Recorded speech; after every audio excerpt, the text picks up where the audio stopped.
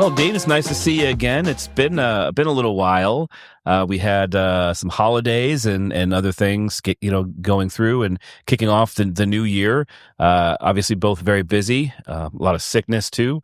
So it's nice to see you again. Hey, it's great seeing you. And as you can tell, I've got my Demi Moore voice today. Um, but I have been seeing you all through the podcast you've been doing. So you've been Thanks. quite busy. I'm very, very busy doing a lot of shows. We'll talk about that more in detail in a little bit. But yeah, I'm really, really bullish on the video podcast now for literally every company you could possibly imagine at this point. It's just so many benefits that were not something that I had thought about or anticipated, and now they're just coming out. But we'll get to that later. So I wanted to talk to you first about this presentation that you just did. You had sent me the slides, and I wasn't able to make it to the show, to the actual to the actual presentation. But it was a really, really interesting kind of outline as to your pathway into where you are now. And I kind of wanted to go back to something that I found really interesting, which is corporate. Why did you leave corporate to begin with? This is a great question, Jeff, because as I looked back earlier in this career, the one thing I noticed is my why. I was not focused on the most important points and how I maybe relate more to a business owner. So the part that resonated is when I left corporate America, I'm now feeling like I'm walking a walk in the shoes of a business owner. And when I say that, we're in corporate, great careers with Kodak at the time. My wife and I had moved twice together. I had moved 5 times in 11 and a half years. And I saw how my wife's family was raised. Her and her brother, same home, 40 years. Her parents, they're 30, 40 couples, they're best friends. Their children were my wife and her brother. And I said, what a neat way, because the whole community was like a family. So as I saw my wife crying as she was pregnant with our older son, and I was being asked to move a 6th time, be the 3rd move with her, it was pretty obvious that maybe that was a time to let's leave corporate. I will change jobs and careers, but we won't be changing communities. Yeah. We're going to build Atlanta as our home. And absolutely the most important reason, and probably the best thing we've done in our lives, because our children, guess what? They want to be with each other. They're all adults. They want to come home. They love my wife. And they even like me from time to time. But with that, when I left, Jeff, I was such a good employee of Kodak. I decided to go to a Silicon Valley startup. Actually, was housed out of Atlanta to put film out of business. So Digital and Applied Imaging was diving in. You had people from Apple, from Logitech, some Micro Age on the channel side, at SGI. And I saw entrepreneurship like I'd never seen. Yeah. Matter of fact, I remember I was 31 years old as a national sales manager. And I had people at Kodak questioning, well, hold on a second. At Kodak, you kind of go through like military, you get through your stripes. So tenure and age and that experience is critical. Well, I'm interviewing with people that were from Silicon Valley in their mid-30s. They'd already experienced an equity event or two. I mean, this was probably their 3rd, 4th company. So, but with that, I learned entrepreneurship I'd never seen. It was a great run. We had some unbelievable times. As all good things go, it was an exciting group, growing quick. Next thing you know, it was being sold from the PE platform, and none other than Eastman Kodak bought it. Oh, wow. So immediately, they wanted me and Heidi to pick up and move to Rochester. Well, that wasn't going to happen. So Peter Orsini, a dear friend of this day, and I say that because most people can't say that a business partner, that you start a business, you run a business, you sell it successfully. Normally, they may not be the best of friends. Right. So we started Digital Imagination. And what a great experience. I mean, we grew a company from zero. We sold it several years later for 5.4 million. Some of that was a small acquisition we made. Most was organic, but it was just absolutely time of our lives. And, you know, when I say that, as you can see some of the images, we won everything we touched. And, Atlanta Braves, if you've ever been there and Mhm. you're taking your child to the old Turner Field, or and you're being put onto a baseball card with Atlanta Braves, or into a scene like Sid Bream sliding into home plate, or Fred McGriff reaching up, pointing to right field like he used to. You call that chroma key, blue-green background. We were putting you or your family into those images. We won Disney World, Wild World of Sports, Oh, yeah. the Oscars, doing a ton of corporate events. The one acquisition we made was a company called Sport Shots that did all the golf course resorts in Myrtle Beach, Hilton Head. Mhm. So we dove in, and what we mastered with the digital technology, thermal dye subprinters, digital cameras, we tried to have stationary venues during the day. And at night, we would try to go into the convention and the hotels to do corporate events. Great model. Again, we were winning everything we touched. Well, with that, I was an absolute typical owner that was outrunning their operational structure. So, of course, we're winning in Myrtle Beach, Hilton Head, in Atlanta. Why not expand to Orlando? Why not expand to Vegas? How about Palm Springs, Tucson? Well, we did. And we continued to win everything we touched. Mhm. We simply outran our structure. And then one day you start looking up going, wow, we're losing some good people. It's our own fault.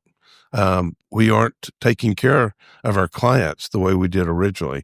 So at that point, we had to slow down, but an unbelievable, learning lesson, because while we were winning everything in sight, we were clearly hurting our company, and we were kind of blinded and didn't see that. But, Mm. After a several year run, unbelievable experience, the, finale, if you will, we figured out how to master Santa Claus and the Easter Bunny in the malls. And if you remember, in the old day, you would go in and get a Polaroid shot. Mhm. Then all of a sudden, it went to a nice picture in a template of either Christmas or Easter Bunny, and you got a file. So that meant you and your wife could quickly run down to whichever camera store, and you could go and produce your Christmas cards. But what we saw quickly, one, it didn't feel good about messing with Santa Claus or Easter Bunny. So we're like, these folks have unbelievable relationship with the mall providers. Mhm. So what we did with them is we found a way to enable them with the technology to be successful. After I did that, 4 or 5 different PE runs with companies. So if you look at the portfolio companies, you had Sheldon Adelson, Sands LLC. You probably know that name. Mhm. Bless his soul, he's not with us anymore. But with other PE backed, Rosen, Nora Mosley, Interwest, Flip Gantos out of Menlo Park. But most of those were software or services companies that were either startup or 3, 4, $5 million companies that we were trying to take to 30, 40, 50 million. So, and I only say that because that experience of Silicon Valley startup, digital imagination, and then all these other small companies is really what relates most important to the SMBs that I work with today. So what I learned the hard way, when you start talking about your why, I was focusing on a lot of things that really didn't relate as much to these business owners. So what is fun for me now, I have my own company again with sales growth imagination, but I'm able to touch multiple small business owners consistently every day of the week. And I know how to help them because I've been in their shoes. Mhm. And I think I relate well to them. And in that world, I'm kind of like a builder and architect. So I'm kind of helping them fix and repair, build, rebuild. And I just thoroughly enjoy that, Jeff. So do you find that when you're going in and you're trying to either help build a sales organization or fix a sales organization, that you're able to really pull from your experiences in the past, and those experiences are really beneficial to the people that you're working with now? It is, and probably the one that it's taught me the most lesson. When we had Digital Imagination, had you come in and you're in the role I'm in today and started messing with my baby on the sales side, because I had to be the worst example of founder sales led. Mm. But I deal with that daily now. So when I'm going into small businesses, you recognize the pride, the hard work of what has been built. So what I try to do is to leverage all of that, passion, that love, that business, and then try to build around that. But the things that you'll see, a lot of it are things I've done before. And I'd like to tell you that I'm really smart to know what I know. I'm going to tell you, I learned pretty much everything the hard way myself. Experience, yeah. Yeah. Yeah, absolutely. We can only learn so much on our own, and the quickest way to accelerate our own growth is to learn from someone else's experiences who have done it wrong, Yeah. figured it out, whatever it is. I think that's incredibly important. So you've kind of done this, walking down memory lane thing. Again, out of all the experiences that you've had, share some examples of things that really, really have put an imprint in your memory, in your psyche for what you're doing now. So what are some of those examples that really kind of built that? Well, I think it's figuring out how to build a business and understanding how to pivot. And I remember when Pete and I were down in Orlando with Digital Imagination, and we're out shooting a really big corporate event for the golf that day for J&J. And my partner kept telling me, he said, "Hey, do you see that guy hiding over behind the tree?" I'm like, "What are you?" I'm thinking my partner's like drinking on the job or something. And I'm like, so I never saw the guy. He like 2 or 3 different times, but by the time I looked or he caught me, I didn't see the individual. So I'm like, kind of strange, but didn't think much about it. All of a sudden, we get into the restaurant and we're meeting with the head decision maker, getting ready to sign a contract actually with Richard Petty Driving Schools. We were doing all of their imaging, and that was really cool. Got to ride in that race car a lot too. That was a little more frightening if you had a driver that wanted to have a little fun at your expense. Yeah. But as I was sitting there, I looked over and I'm like, "Hey, that guy over behind the pole in the restaurant, is that by chance the guy looking, hiding behind a tree?" And my partner looked and he said, "Yeah, it is. He must be a strange guy." I'm like, "I don't know. Let me go say hello to him." I go over and say hello. And the guy's turned out to be the head photographer for Disney World. Mm. So as we were trying to determine how do we expand into Orlando, here's this gentleman fascinated with digital technology, and Disney had already said, "We're not going there." So he came over, had a beer or two with us, and on the spot, what we saw was we just won Richard Petty Driving School in Orlando. We know we're going to get the Braves Farm League team there. Wild World of Sports is coming in with all the youth sports. So we really wanted to win that. And we already had a couple of the golf courses. And what you realize is that's kind of tough to manage from Atlanta, Myrtle Beach, or Hilton Head. So as we started thinking through that what the gentleman did, what he wanted to do, his passion, we're like, we need a general manager. So on the fly, we sat down and pivoted from our strategy, changed directions, and brought this gentleman in. And as a general manager, let him grow and share in the profit. And it's something we had never done. But instead of being greedy and trying to do it ourselves and doing it remotely, we had the most valued, respected, and loved person around Disney World now as our general manager. And I can't tell you the unfair advantages they gave us because this man knew everything about the market, is passionate. And what we realized is, wouldn't that be a great way to approach Las Vegas or, Las Vegas? Wouldn't that be a great way to expand our other markets? So I think, learning, observing, and then being willing to admit that, well, maybe we're not on the right path. But in that case, it was all around changing a business model. Um, I think the Santa Claus Easter Bunny. I mean, one, we didn't want to mess with Santa Claus or Easter Bunny. That doesn't feel right, right? Right. But we saw the relationship they had with the mall, and the mall providers. Remember, these folks had companies coming in, and they might have 50, 100, 150 malls. So what we realized was they didn't know how to go digital. They were intimidated. They wanted to go there because they knew they could delight the mothers and the fathers with with what you could do with a digital print and a file on site. So we started partnering, and we found the 3 or 4 best in the country. We were able to partner with them, and then they became our most valued selling partner. So within several years, we practically had every mall provider as one of our partners. Hmm. Um, So you're using these experiences now with the gentleman in Orlando and these other partnerships and these experiences. How do they translate to what you're doing now? that's a great question. If you go through some of the current clients, there are strategic alliances that each of them potentially have the opportunity to work with. And one is in industrial product sales. And there's 36 industrial product dealer distributors within a 60-mile radius of Atlanta. Well, they really didn't work with many of those.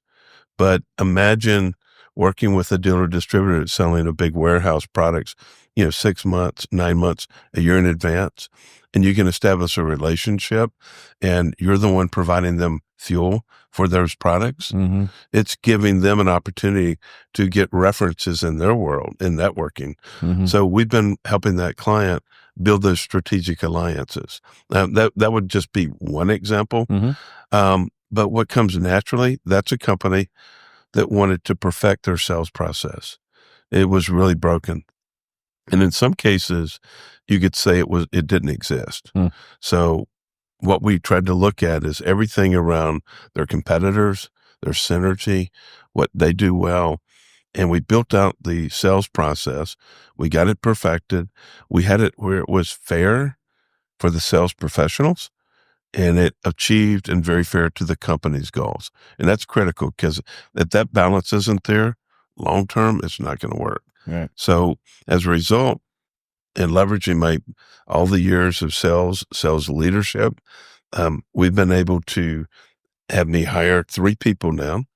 They're on board. They're productive. We've built out territories. We've aligned that with the comp plans, the quotas, all the measurables, Jeff, that are in there. But now we're getting to the really fun part where we're looking at where their sweet spot is. Where are they the best? Where do they make the most money? And we're benchmarking that against their 8 competitors. That's where it really gets fun. And when I think through all the different customers I have today, there's several that are where I'm managing up to or more than 3 sales professionals. And while we're building out and perfecting, it's also building out their sales team. And eventually I'm going to graduate from those accounts and help them get a leader in place, and hopefully have a good testimonial reference. But in a lot of other clients, they don't really need my help managing people. And or it might be a model where there's not going to be but maybe one person selling. So in those cases, I'm coming in, I call that infrastructure. I'm really coming in either building it for the first time because they've never had salespeople or a process, Yeah. or they have and it's not working. So we're retooling, rebuilding, getting that perfected in place. And I'm probably in those accounts right now, on average, 4 or 5 months. And if they do want to hire people, I'll gladly dive in and help on that part. But if it's one person, they really shouldn't be using me to manage. I would be glad to do that, but I don't know that that's the right affordable option Hmm. or practical for them. Yeah. And that brings up a good question. So with different sizes of the organizations that you work with, obviously there's a differentiation of services provided, I would assume. Can you speak to that? Yeah, that's a great question. I think and it's not an absolute, but what you'll find is on the smaller companies, a lot of times people, when they call me or I get a referred in, they probably should have reached out to someone 3 years ago. They really needed help then and didn't get it, didn't ask for it in a lot of cases. So in that part, that's where you're fixing, repairing, and rebuilding the sales process. You're documenting it and you really get it to where it works. Mm. I don't even know that you can say you're getting it to sustainable. But in those cases, they're really needing help. They're probably flat in a good growing market, or their business has gone backwards. It could be they're struggling with people because with the baby boomers and traditionalists exiting the workforce on the sales side, and on average, they say for every $20 million company where an owner is exiting, there's 3 sales professionals. So now they're having to hire Gen Y, Z, but they have to understand they're going to have to adjust their culture as a company to attract and retain and invest in those young people that could be really long-term tenured employees. How do you work with, different question, but how do you work with owners that are, by their own admission, and whether it's true or not, from them, that they're the top salesperson? So, do you get owners that want to intrude on your training to the other, salespeople? How do you work within that dynamic? Because a lot of the companies that you deal with, they must have a lot of sales led ownership to have gotten to the level that they got to. There's a fair number, but there's a good number that the leaders were prior CFO, ops leader, Okay. marketing, other roles in the company. Yeah.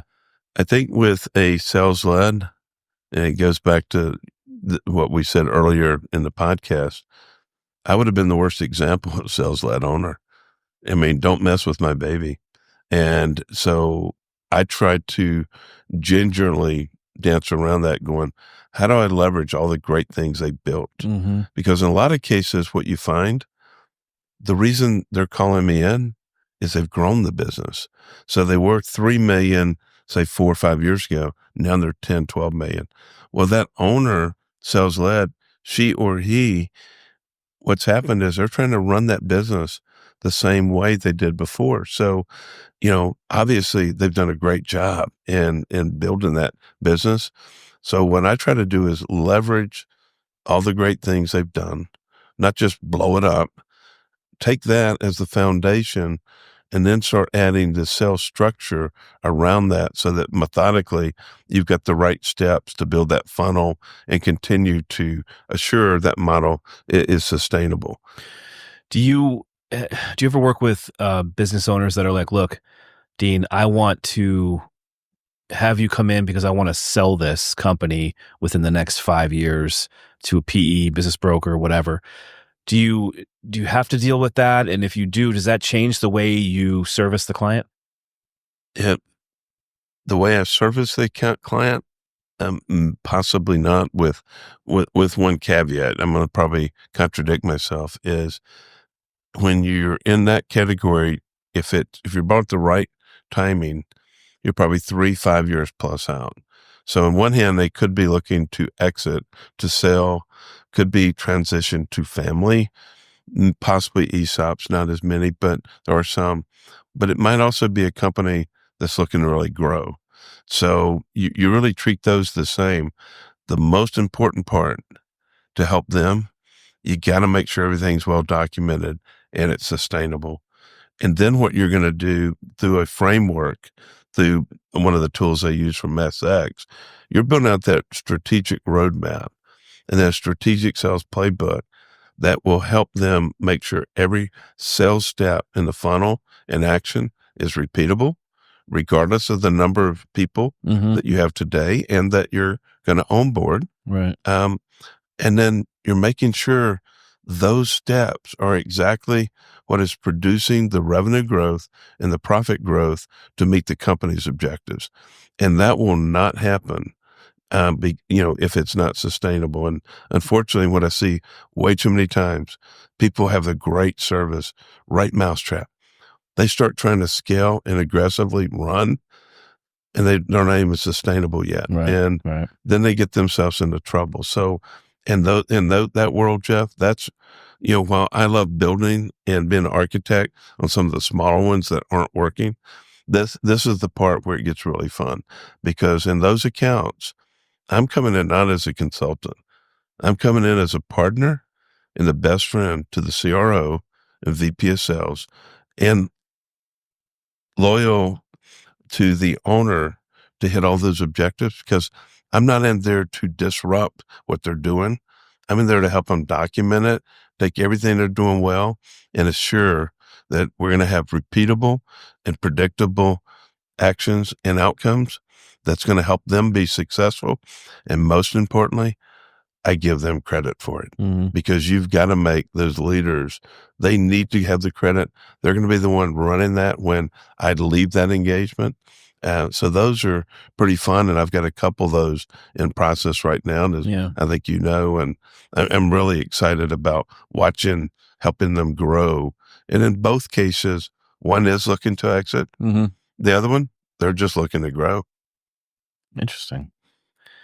So you have a lot of competition out there. I mean, I wouldn't necessarily say they're at your level, but there is plenty of competition.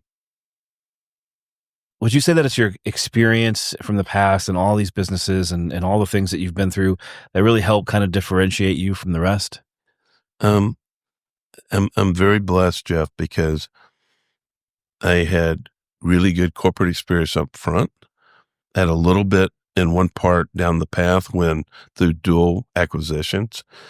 But I think I'm the only person in doing what I'm doing in the Atlanta area, to my knowledge. I'm not saying there's not others that really ran and spent most of their time in startups, their own companies, and then also in the PE portfolio world. Mhm. So I think in that part, what that taught me, entrepreneurship, but it also said I love building.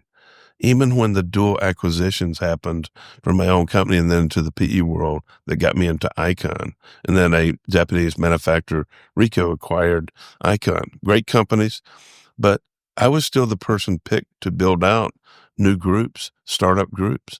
Everybody else thought I was almost sadistic and I had fallen and hit my head on a rock, Hmm. because they're like, you got a great job. You built a great group over here. Why would you ever go start this other one? But that's where my passion's been. So when I'm touching all these business owners that love their company, their passion, their people, and I can step in and help add value to help them grow, it's just something that is absolutely gratifying to me. And that's why you have heard me say before, it really is a walk down memory lane. Yeah. Yeah. I believe that will probably be the title of this episode. Mm. A walk down memory lane with Dean and Jeff. Well, and with Dean having the Demi Moore voice today, even though it has gotten better as we've gone on. Well, I have too much hair to be Bruce Willis, so I'm not even going to try that. But I do want to hear about you, because, I mean, you were very kind to me and did the podcast.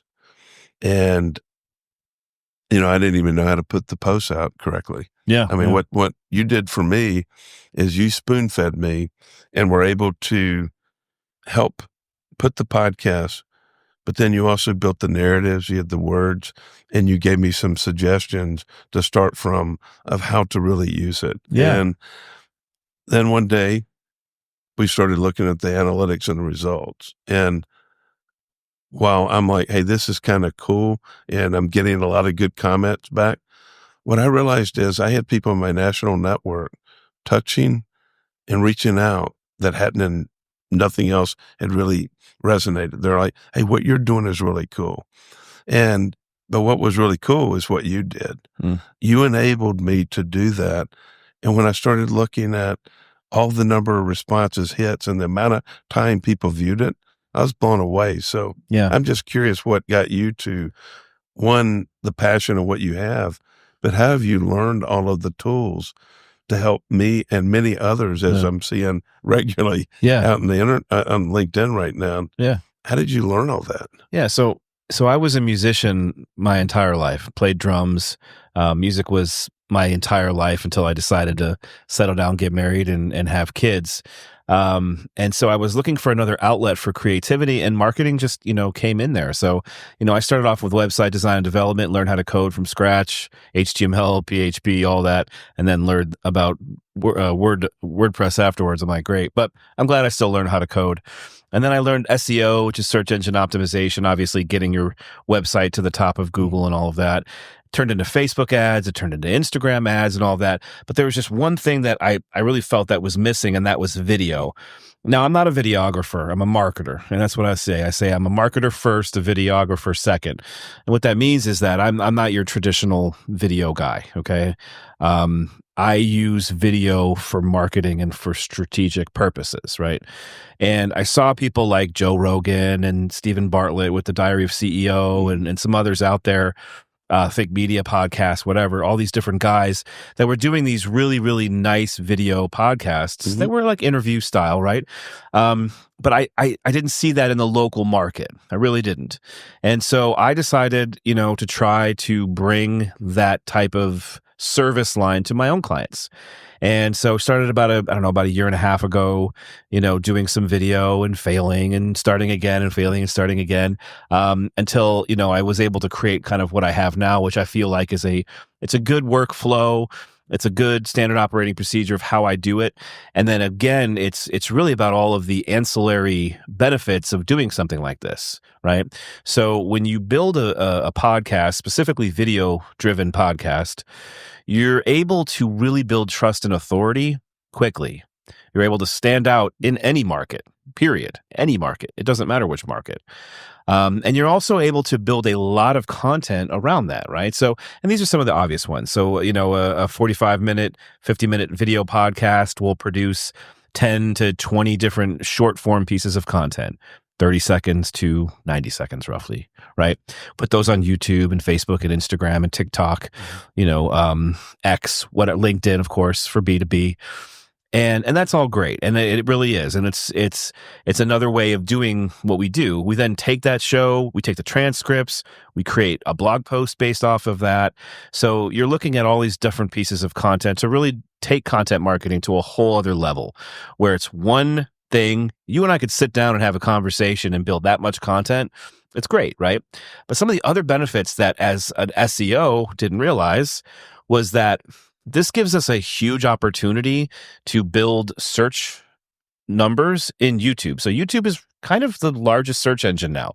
Google is Google, but when I look for things, I go to YouTube to search for it. I don't necessarily go to Google anymore. So how did you learn that part? Yeah. And I say that because, and you know this, and I'm going to make you blush a little bit, but I go to the Sales Acceleration Summit to have a group of my peers from Canada going, we need to talk when we get home because we want to understand who is this Jeff Evans guy? What did he do for you? We love it. And then one of them has a client that I think you spoke to now. Yep. But the one that blew me away, you've talked to my good friend Ken Copel Communications, unbelievable fractional CMO in North Carolina and Virginia. He's introduced me to where I have one client, and he just introduced me to another. And I'm sitting there going, he wants to meet you. Yeah, I love Ken. Here's a guy who's a high-end fractional CMO, and he's looking to say, how can I work with Jeff Evans? Yeah. And then just right after that, Mike Matalone, my client, XP3 Talent. They hire, train, and retain, and as you know, do a great job. Yeah. He's going to be on the next episode with us. And he is willing to drive from Virginia down to Atlanta, spend a few days. That's how, and he is excited as it gets to be with us. So, good. I'm glad. We'll make it a day for him for sure. So I'm just curious because each one of these people, there were different things that attracted them. It could have been a short, could have been the longer. In some case, it was the content that was in the post. I mean, how do you know how? I mean, is there one that you normally see stand out that gets more attention? Because people are seeing my stuff across the board. Yeah, so I have found that the majority. So when you go to specifically YouTube speaking, when you go to YouTube Analytics, okay, and you look at hours of watch time, the majority will come from the shorts. So 30 to 90-second short videos are actually what gets the most watches by Okay. hours, even though the long form is 45 minutes. Now, with that being said, when you have interested parties of people that want to know more about you so they can refer you business or work with you, those are the people that are going to watch that 30, 45 minute, piece of content. I mean, for me, it's about making sure that I ask really good questions when I'm doing the interviewing, make sure that I'm researched. I know exactly who you are, what you do. And being curious, that's what makes, I think, a great show is you got to be curious and just ask a lot of questions. Right. Um, we do video the way we're doing it on angles so that it's a conversation between the two of us. So you're more comfortable, I'm more comfortable. It's not a camera directly in our faces. Right. And I have found over trial and error, of course, that that's what makes people a lot more comfortable. Is having cameras so the cameras are on an angle so that how did we you feel figure better. all this out? YouTube, of course. Are you kidding me? I'm looking at the technology. I'm Yeah. looking at the lighting. I was watching you run around the room, and I'm like, you know exactly what to do. And this is just one of hundreds of settings that you're probably going to be in 2025 doing podcasts. Correct. It took a lot of time for me to figure out exactly how I wanted to do what I wanted to do, the right cameras to buy, how to work the cameras. They're the exact same camera. They're Sony ZV-E10s. The mics. This is the second iteration of mics. I had regular Shure SM58s before this. Branding my shows so it's my show if you see the blue on there. No one else has that. There's other people that have it, but not in Atlanta currently. And just I'm trying to be on the forefront of this, right? So, I think when I started this a year and a half ago, when I'd go to networking events and I'd talk about video podcasting, it went over the head of most people. And I think that's because I didn't really explain the benefits of it, because at the time I really didn't know all the benefits either. But now these benefits are just tremendous. I don't care if you get 20 people to watch your video.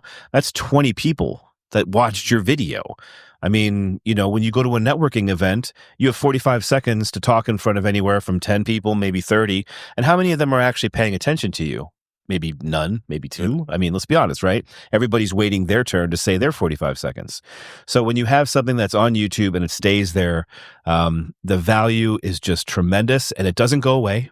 It's not like a social media post, right? Mm-hmm. That comes and goes. Specifically on YouTube, that stays. And it just generates more and more, and you never know when it could go viral or pick up a lot more steam. Well, I'm obviously blessed because you're in my inner circle. Mm-hmm. It's convenient for you and I to be fortunate enough to come to Foresight Chamber. Yes, thank you, Chamber. Again, appreciate you. And them always gracious. They're such great people and such a good partner. But what about my peers in Canada and the one client there and or in other markets? What tools do you leverage and how do you do that part? I love it. So there's a great tool out there. It's called Riverside.fm. Okay. Riverside.fm. Think of it kind of like Zoom. Okay. So it's video recording. Right. But the cool thing about Riverside.fm is that it records in the cloud. Okay. So if I'm talking to you and you're in Montreal, okay. Mm-hmm. I talked to somebody from Montreal, awesome lady yesterday. Her name's Laura. Shout out Laura. And, her connection kept fizzing, kept breaking up and doing the Zoom thing that happens, right? Drives us all nuts. We try to talk, they break up, whatever. With Riverside.fm, it records in the cloud, so there is no breakup. So once the show's over, you download both files and you have clean, crisp 4K or 1080p, whatever files. So we can actually run shows now wherever. I have recommendations for lights from, good, better, best. Same thing with cameras, good, better, best. And of course, audio equipment. But I will say the key to all video podcasts is the microphone. If you have lousy audio, it sucks. No one's going to listen. If you have lousy video, people will still listen because the audio is good. So you because you already said Montreal. I was going to ask you about the one prospect that actually Ken Copo handed to me in Guatemala. So I guess there's really no limitation for you. There's none. It's completely international. And the way I work with that, of course, is, I help you script. I help you plan out who you're going to talk to, why you're going to talk to them, and niching. And niching is so very important. So, you're not just a business coach. You're a business coach with certain niches that you're more focused in, right? That way you can bring in more people that are focused around that niche. Right. And it just makes things a little bit more cohesive, right? I work with, of course, editing everything myself, producing it, cutting it all up into the shorts like we do for these shows as well. So everything that I do together with you is something that I can still do with everybody across the world. Of course, I don't have control over their video and the audio, but again, with recommendations, they can easily buy it off of Amazon. It takes 1 day to 2 days to come in the mail. There you go. And we're up and running. Perfect. Yeah. It's pretty awesome stuff, man. So I know I've seen a number of professionals doing podcasts, and I've seen a few that I didn't know for sure. I thought it was yours, and they were. Are there ways that people like me can do to help you to make sure your branding is showing within those podcasts? So the way that I work with my clients specifically is that I'm behind the scenes completely. So I don't necessarily say names of the clients that I work with unless that's been approved, and anything like that. Now, obviously, the cable is the cable, but these are not hard to find, XLR cables is what they're called. So that's not really an issue. And when it comes down to clients, at first I thought there was only going to be a specific type of niche or industry that this would work well with. I've completely thrown that out. Every single industry can benefit from this because of all of the ancillary benefits that come with it. So from plumbing to concrete to M&A to a business attorney to a family law attorney to a financial advisor to any industry at this point. I don't care if it's a McDonald's down the street. Having a video podcast is so beneficial because of the amount of stuff and benefit you get from that. Well, and I know that when we did mine before, I tried to put good plugs into the content on the posts, right? As well as in the comment section below. But as we work through these for shorts and mine, I want to know how I can do more to help you, because just watching peers worldwide, a good trusted advisor in North Carolina, a customer in Virginia, I mean, everyone was attracted to different parts. And I want to make sure that I'm helping you market this service because it's helping me immensely. And in some cases, they're probably going, I want to do this. And they don't know who I use and they don't ask. So I want to help you more myself. And I understand that generally others may or may not be in that position and you're behind the scenes, but as you have been for me, but I want to kind of change that dynamic on my side. So one thing that I'll be doing that you can help me with, of course, and help offer is I'm going to be, creating another show for myself. That's an interview style show where I will be able to interview anyone that's potentially interested in doing this as their own service. So therefore they get a really good taste of how it works. Perfect. Right. So they'll get the video, they'll get the shorts, they'll have the interview with me. They can be in Guatemala, Montreal, Vancouver. They can be in London, England, or London, Ontario, or they can be down the street. It doesn't matter. I'm happy to come in person, or we can do it online through Riverside FM, which is definitely the platform to be on. Okay. So I can take that and then put that out maybe in my CRM and or on LinkedIn posts. Absolutely. And anytime anyone mentions, hey, I liked this, I liked your show, ask them, what parts of the show did you like? Did you, and if they like the actual production of it, not just, the content, then, refer me. Absolutely. Without question. Yeah, absolutely. It'd be great. Again, I just, there's so many people that are thinking about starting something like this and they just never pull the trigger, right? And it's either because they don't know what they don't know. So they don't want to do it on their own, this, that, the other thing.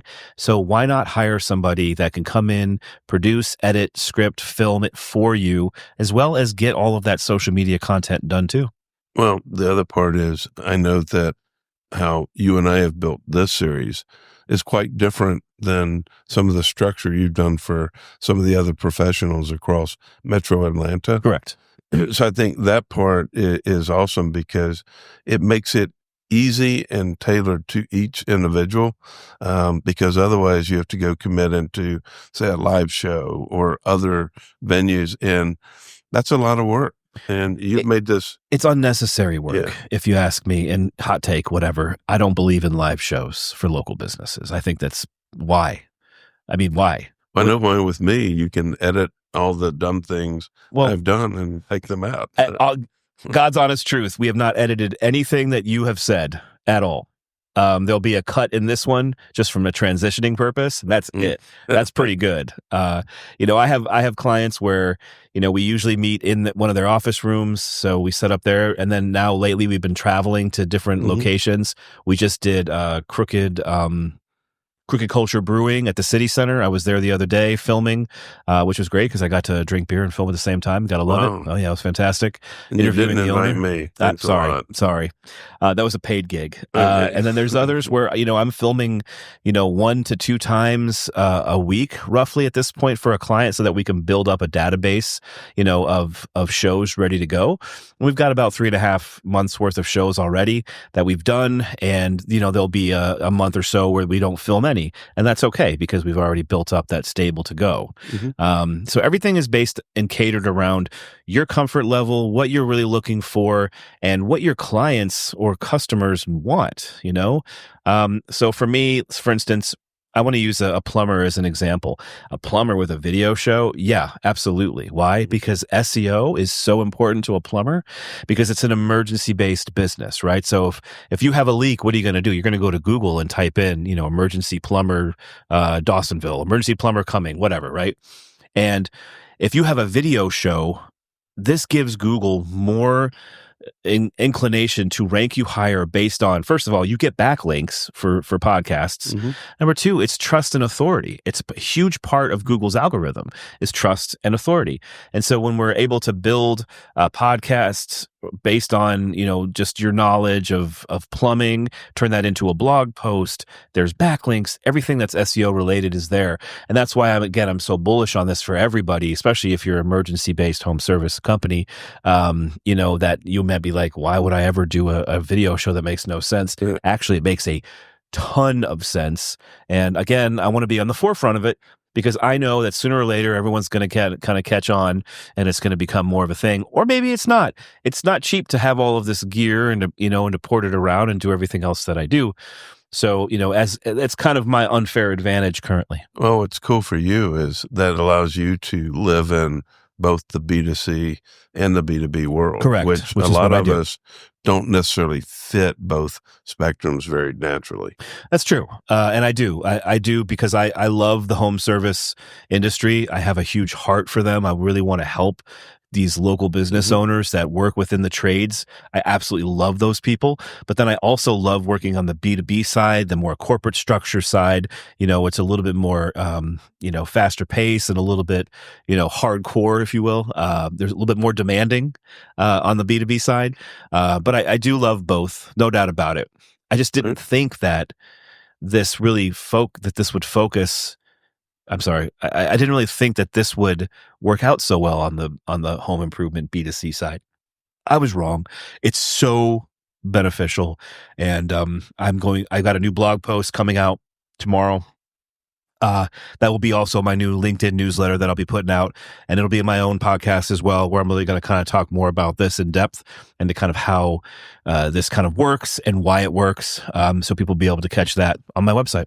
Well, hopefully you don't get so busy that Uncle Dean is forgotten. Never, never. Are you kidding me? This is where we flesh out our thoughts and our ideas, and we get to work on our trades and really kind of build our relationship. And, you've been great to me, and I just want to keep giving back to you as much as we can and keep building this thing. Well, I'm very happy for how you've grown the business and very proud of what you've built. Thank you. Because I've watched you build it, and it's quite impressive. Thank you. I appreciate it. It's going really well. We're really starting to pick up a lot of steam, a lot of interest, and pipeline is full, and signing new clients all the time. So it's a busy season for sure. It's good. Great. Well, thank you so much for your time today. Yeah, man. Thank you. I appreciate it. If anybody wants to get a hold of you, where can they go? Go to salesgrowthimagination@gmail.com. Okay. Or reach out to me on LinkedIn or 404-307-1841. That's my cell. Awesome. And if you want to get a hold of me and my company, J. Vincent Creative, go to the letter J, vincentcreative.com, or you can email me, jeff@jvincentcreative.com. Hit us up on LinkedIn. We're both there. Dean is incredibly active on LinkedIn, so hit him up there. I'm sure you'd love to connect. Until next time, thank you. God bless. God bless. Have a great day. You too.